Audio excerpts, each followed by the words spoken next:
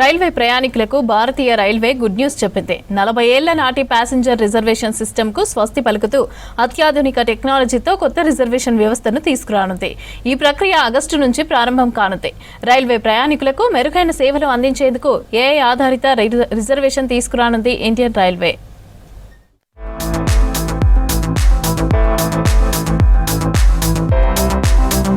భారత రైల్వే వ్యవస్థ ticket reservation సిస్టమ్ను అప్డేట్ చేయడానికి సిద్ధమైంది. అత్యాధునిక టెక్నాలజీని ఉపయోగించి రిజర్వేషన్స్ వ్యవస్థను నవీకరించనున్నారు. ఇండియాలో 1986లో ప్రారంభమైన రైల్వే టికెట్ రిజర్వేషన్ కొనసాగుతోంది.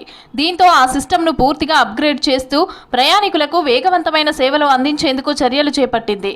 పెరుగుతున్న అవసరాలకు తగ్గట్టుగా రిజర్వేషన్ను మరింత సులభతరం చేసేందుకు చర్యలు తీసుకుంటోంది రైల్వే శాఖ.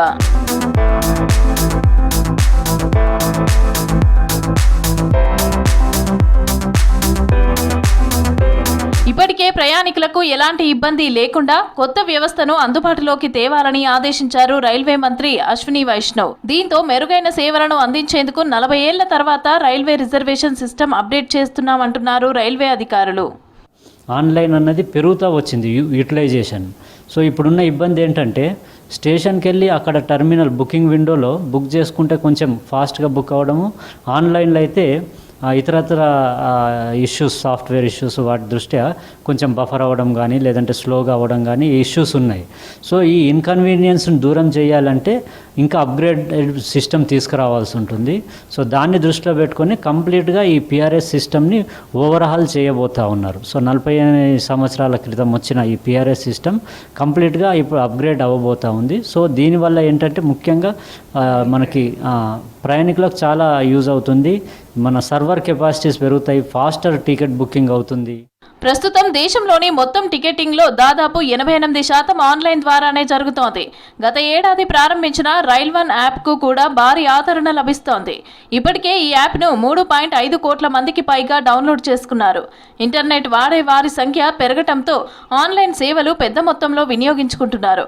టికెట్ బుకింగ్, రద్దు, refund, live train status, platform వివరాలు, కోచ్ పొజిషన్ వంటి సేవలను ఒకే యాప్లో అందిస్తోంది రైల్1 యాప్. అదే కాకుండా వెయిట్ లిస్ట్, టికెట్ కన్ఫర్మ్ అయ్యే అవకాశాలను ఏఐ ఆధారంగా అంచనా వేసి ప్రయాణికులకు సమాచారం అందిస్తోంది. ఈ అంచనాల ఖచ్చితత్వం 53% నుంచి 94% పెరిగిందని తెలిపింది రైల్వే శాఖ.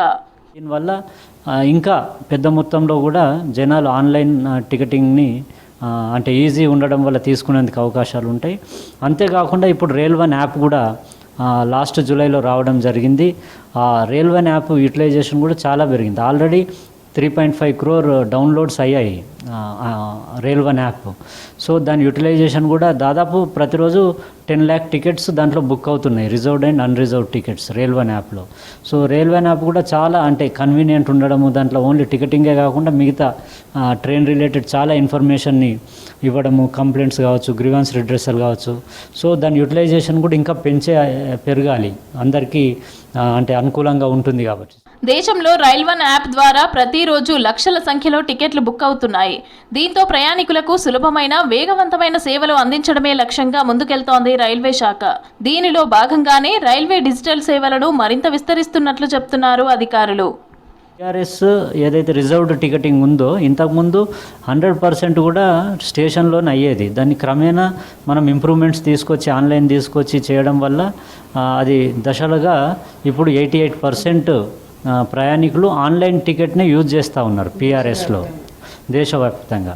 సో ఇది ఇంకా ఇప్పుడు బెటర్గా అవుతూ ఉంది మనకి. అంటే తత్కాల్ టైంలో కావచ్చు, బిజీ ఉన్నప్పుడు కావచ్చు, లేదంటే advance reservation period 60 days before counter open అయినప్పుడు. సో ఇప్పుడు మనకు పీక్ టైంలో టికెట్ బుకింగ్ కొన్నిసార్లు ఆన్లైన్లో ఇబ్బంది అవుతూ ఉంటుంది. సో ఇవన్నీ కూడా ఇంకా బెటర్గా ఈజ్ అవుతాయి, కెపాసిటీ పెరుగుతాయి, స్పీడ్స్ పెరుగుతాయి. సో దీనివల్ల అందరికీ ఇంకా అనుకూలంగా ఉండబోతూ ఉంది టికెటింగ్ అన్నది. కొత్త టెక్నాలజీతో రైల్వే రిజర్వేషన్ వ్యవస్థ మరింత సులభతరం కానుంది. ప్రయాణికులకు వేగవంతమైన స్మార్ట్ సేవలను అందుబాటులోకి రానున్నాయి. రైల్వేలో వస్తున్న కొత్త ట్రైన్స్, ట్రాక్లు, స్టేషన్స్ ను సైతం అప్గ్రేడ్ చేస్తున్నారు అధికారులు.